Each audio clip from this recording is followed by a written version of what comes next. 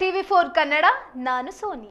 ವಿಜಯಪುರ ಜಿಲ್ಲೆಯ ನಿಡಗುಂದಿ ತಾಲೂಕಿನ ಗಣಿ ಗ್ರಾಮದ ಎಸ್ಸಿ ಕಾಲೋನಿಯಲ್ಲಿ ಯಾವುದೇ ಆರ್ಥಿಕ ಅಭಿವೃದ್ಧಿ ಇಲ್ಲದ ಕಾರಣ ಅಲ್ಲಿಯ ಜನ ಗ್ರಾಮದ ಅವ್ಯವಸ್ಥೆ ಬಗ್ಗೆ ತಮ್ಮ ಆಕ್ರಂದನವನ್ನು ವ್ಯಕ್ತಪಡಿಸಿದ್ದಾರೆ. ವಿಜಯಪುರ ಜಿಲ್ಲೆಯ ನಿಡಗುಂದಿ ತಾಲೂಕಿನ ಗಣಿ ಗ್ರಾಮದ ಎಸ್ಸಿ ಕಾಲೋನಿಯಲ್ಲಿ ಯಾವುದೇ ರೀತಿಯ ಅಭಿವೃದ್ಧಿ ಆಗದ ಕಾರಣ ಅಲ್ಲಿಯ ಜನ ಗ್ರಾಮದ ಅವ್ಯವಸ್ಥೆ ಬಗ್ಗೆ ತಮ್ಮ ಆಕ್ರಂದನವನ್ನು ವ್ಯಕ್ತಪಡಿಸಿದ್ದಾರೆ.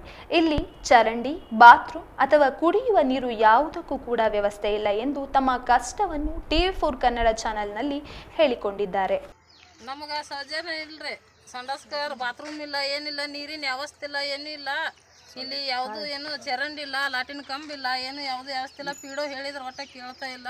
PM ಯೋಜನೆ ಅಡಿಯಲ್ಲಿ ಆಯ್ಕೆಯಾಗಿರುವ ಯಾದಗಿರಿ ಜಿಲ್ಲೆಯ ಸುರಪುರ ತಾಲೂಕಿನ ದೇವಿಕೆರೆ ಗ್ರಾಮದ ಪ್ರೌಢಶಾಲೆಯ ಯಶಸ್ಸಿಗೆ ಶಾಲೆಯ ಶಿಕ್ಷಕರು ಮತ್ತು ಗ್ರಾಮಸ್ಥರು ಕಾರಣ ಎಂದು ತಮ್ಮ ಸಂತಸವನ್ನು ಶಾಲೆಯ ಮುಖ್ಯೋಪಾಧ್ಯಾಯರು ವ್ಯಕ್ತಪಡಿಸಿದ್ದಾರೆ. ಮತ್ತು ಶಾಲೆಗೆ ಬೇಕಾದ ಮೂಲಭೂತ ಸೌಕರ್ಯಗಳನ್ನು ತಾಲೂಕ್ ಪಂಚಾಯಿತಿ ಕಡೆಯಿಂದ ಒದಗಿಸಲಾಗುತ್ತದೆ ಎಂದು ತಾಲೂಕ್ ಪಂಚಾಯಿತಿ ಕಾರ್ಯಕರ್ತರಾದ ಶ್ರೀ ಬಸವರಾಜ್ ಸಜ್ಜನ್ ತಿಳಿಸಿದ್ದಾರೆ. PM ಶ್ರೀ ಯೋಜನೆ ಅಡಿಯಲ್ಲಿ ಆಯ್ಕೆಯಾಗಿರುವ ಯಾದಗಿರಿ ಜಿಲ್ಲೆಯ ಸುರಪುರ ತಾಲೂಕಿನ ದೇವಿಕೆರೆ ಗ್ರಾಮದ ಪ್ರೌಢಶಾಲೆಯ ಅಭಿವೃದ್ಧಿಗೆ ಕೇಂದ್ರ ಸರ್ಕಾರದ ಕಡೆಯಿಂದ 1,30,00,000 ಅನುದಾನವನ್ನು ನೀಡುತ್ತಿದ್ದಾರೆ. ಈ ಯಶಸ್ಸಿಗೆ ಶಾಲೆಯ ಶಿಕ್ಷಕರು ಮತ್ತು ಗ್ರಾಮಸ್ಥರು ಕಾರಣ ಎಂದು ತಮ್ಮ ಸಂತಸವನ್ನು ಶಾಲೆಯ ಮುಖ್ಯೋಪಾಧ್ಯಾಯರು ವ್ಯಕ್ತಪಡಿಸಿದರು.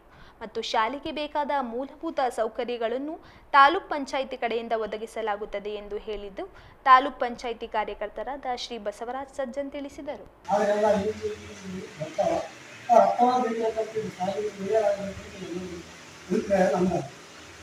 ಇದು ಈ ಒಂದು ಯೋಜನೆ ಬರಲಿಕ್ಕೆ ಕಾರಣ ಏನು?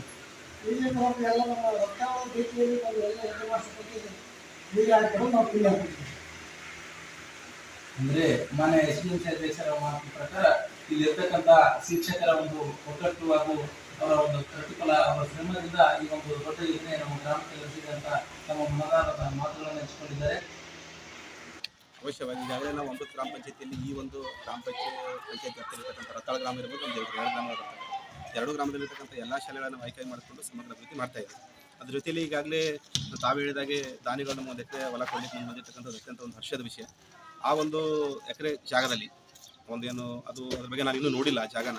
ಅದರ ಸಮಗ್ರ ಅಭಿವೃದ್ಧಿಗೆ ಗ್ರೌಂಡ್ ಡೆವಲಪ್ಮೆಂಟ್ ಮಾಡೋದಿರ್ಬೋದು, ಅದಕ್ಕೆ ಕಂಪೌಂಡ್ ಮಾಡ್ತಕ್ಕಂಥದ್ದು ಇರ್ಬೋದು, ಮತ್ತು ಅದಕ್ಕೆ ಶಾಲಾ ಕೋಣೆಗಳನ್ನು ಒದಗಿಸ್ಕೊಡೋದಿರ್ಬೋದು, ಎಲ್ಲ ಹಲವಾರು ನಮ್ಮ ಕಲ್ಯಾಣ ಕರ್ನಾಟಕ ನಮ್ಮ KKRDB ಫಂಡ್ ಇರ್ಬೋದು, ಅಥವಾ ಮತ್ತು ಸರ್ಕಾರದಿಂದ ಬರ್ತಕ್ಕಂಥ ಶಿಕ್ಷಣ ಇಲಾಖೆ ಎಲ್ಲ ಫಂಡ್ಗಳನ್ನು ಮತ್ತು ಈ ಉಳಿದಿರ್ತಕ್ಕಂಥ ಮೂಲಭೂತ ಸೌಲಭ್ಯಗಳು, kitchen, toilet, compound ವಾಲ್ಸು, playground developments ಇವೆ ನಮ್ಮ ಗ್ರಾಮ ಪಂಚಾಯತಿ ನರೇಗಾ ಯೋಜನೆಯಲ್ಲಿ ಮಾಡಲಿಕ್ಕೆ ಸಾಧ್ಯ ಇದೆ.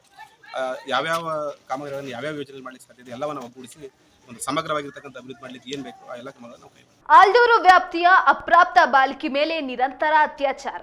ಈ ಪ್ರಕರಣದಡಿಯಲ್ಲಿ ನಾಪತ್ತೆಯಾಗಿದ್ದ ಡ್ಯಾನ್ಸ್ ಮಾಸ್ಟರ್ ರುಮಾನ್ನನ್ನು ಹಿಡಿದುಕೊಟ್ಟ ಹಿಂದೂ ಕಾರ್ಯಕರ್ತರ ಮೇಲೆ ಸುಳ್ಳು ಆರೋಪದ ಬಂಧನ. ಆಲ್ದೂರು ಸಂತೆ ಮೈದಾನ ನಿವಾಸಿಯಾಗಿದ್ದ ಡ್ಯಾನ್ಸ್ ಮಾಸ್ಟರ್ ರುಮಾನ್ ಪ್ರೀತಿಯ ಹೆಸರಿನಲ್ಲಿ ಅಪ್ರಾಪ್ತ ಬಾಲಿಕೆಯ ಮೇಲೆ ನಿರಂತರ ಅತ್ಯಾಚಾರ ಮಾಡಿದ ಪ್ರಕರಣ ಬೆಳಕಿಗೆ ಬಂದ ಮೇಲೆ ಆರೋಪಿ ರುಮಾನ್ ಎಸ್ಕೇಪ್ ಆಗಿದ ಕಾರಣ ಹಿಂದೂ ಕಾರ್ಯಕರ್ತರು ಆರೋಪಿಯನ್ನು ಹುಡುಕಿ ಪೊಲೀಸರ ವಶಕ್ಕೆ ಹಿಡಿದುಕೊಟ್ಟಿದ್ದಾರೆ. ಆದರೆ ಪೊಲೀಸರು ಸುಳ್ಳು ಆರೋಪದಡಿ 7 ಜನ ಹಿಂದೂ ಕಾರ್ಯಕರ್ತರನ್ನು ಬಂಧಿಸಿರುವುದನ್ನು ಖಂಡಿಸಿ ಚಿಕ್ಕಮಗಳೂರು ಜಿಲ್ಲೆಯ ವಕೀಲ ಸಂಘದ ಅಧ್ಯಕ್ಷರಾದ ಸುಧಾಕರ್ ಅವರು ತಮ್ಮ ಆಕ್ರೋಶವನ್ನು ವ್ಯಕ್ತಪಡಿಸಿದ್ದಾರೆ. ನಿನ್ನೆ ನಡೆದಂಥ ಒಂದು ಪ್ರಕರಣದಲ್ಲಿ ಆಲ್ದೂರು ಪೊಲೀಸ್ ಠಾಣಾ ವ್ಯಾಪ್ತಿಯ ಒಬ್ಬಳು ಅಪ್ರಾಪ್ತ ಬಾಲಕಿ ಮೇಲೆ ರುಮಾನ್ ಎಂಬ ಯುವಕ ಹಲವಾರು ತಿಂಗಳುಗಳಿಂದ ಮತ್ತು ವರ್ಷಗಳಿಂದ ಆಕೆಗೆ ಪುಸಲಾಯಿಸಿ ಆಕೆಗೆ ಬಲವಂತವಾಗಿ ಆಕೆಯ ಇಚ್ಛೆಗೆ ವಿರುದ್ಧವಾಗಿ ಅತ್ಯಾಚಾರ ಮಾಡಿದ್ದಾನೆ. ಆಕೆ ಮೈನರ್ ಅಪ್ರಾಪ್ತೆ ಅಂತ ಗೊತ್ತಿದ್ದು ಕೂಡ ಆಕೆ ಮೇಲೆ ಅತ್ಯಾಚಾರವೆಸಗಿದ್ದಾನೆ. ಈ ಸಂಬಂಧ ಈ ವಿಚಾರ ಆ ಅಪ್ರಾಪ್ತೆ ಬಾಲಕಿಯ ಕುಟುಂಬದವರಿಗೆ ಮತ್ತು ಅವರ ಸ್ನೇಹಿತರಿಗೆ ಮತ್ತು ಸಂಬಂಧಿಕರಿಗೆ ವಿಚಾರ ತಿಳಿದು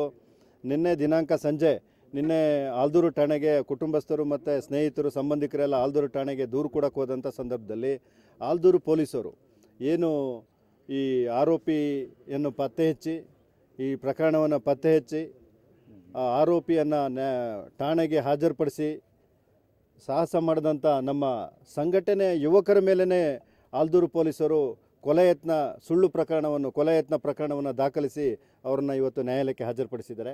ನ್ಯಾಯಾಲಯ ಅವ್ರನ್ನ 22/7 ನ್ಯಾಯಾಂಗ ಬಂಧನಕ್ಕೆ ಒಪ್ಪಿಸಿದೆ. ಈ ಪ್ರಕರಣದಲ್ಲಿ ಯಾವುದೇ 307 ಕೊಲೆ ಪ್ರಯತ್ನ ಮಾಡಿರೋಂಥ ಪ್ರಕರಣ ಯಾವುದೂ ಕೂಡ ನಡೆದಿಲ್ಲ. ಏನು ಪೋಕ್ಸೋ ಪ್ರಕರಣದ ಆರೋಪಿ ರುಮಾನ್ ಇದ್ದಾನೆ, ಅವನಿಗೆ ಮೆಡಿಕಲ್ ಟ್ರೀಟ್ಮೆಂಟ್ ಕೂಡ ಆಗಿದೆ. ಅಲ್ಲೂ ಕೂಡ ಯಾವುದೇ ಅವನ ಬಗ್ಗೆ ತೀವ್ರತರವಾದ ಹಲ್ಲೆ ನಡೆದಿರೋದಾಗಲಿ, ಅವನ ಮೇಲೆ ಮೇಲ್ನೋಟಕ್ಕೆ ಹಲ್ಲೆ ಇರೋದು ಕೂಡ ಯಾವುದೂ ಕಂಡು ಬಂದಿರೋದಿಲ್ಲ. ಆದರೂ ಪೊಲೀಸರು ಯಾವುದೋ ಒತ್ತಡಕ್ಕೆ ಮಣಿದು ಇಲ್ಲಿ ಒಂದು ನಮ್ಮ ಸಂಘಟನೆ ಹುಡುಗರನ್ನು ವಿನಾಕಾರಣ ಇವತ್ತು ಜೈಲಿಗೆ ಕಳಿಸಿದ್ದಾರೆ. ನಿತ್ಯ ನಿಜ ನಿರಂತರ ಸುದ್ದಿಗಾಗಿ ನೋಡ್ತಾ ಇರಿ TV4 ಕನ್ನಡ.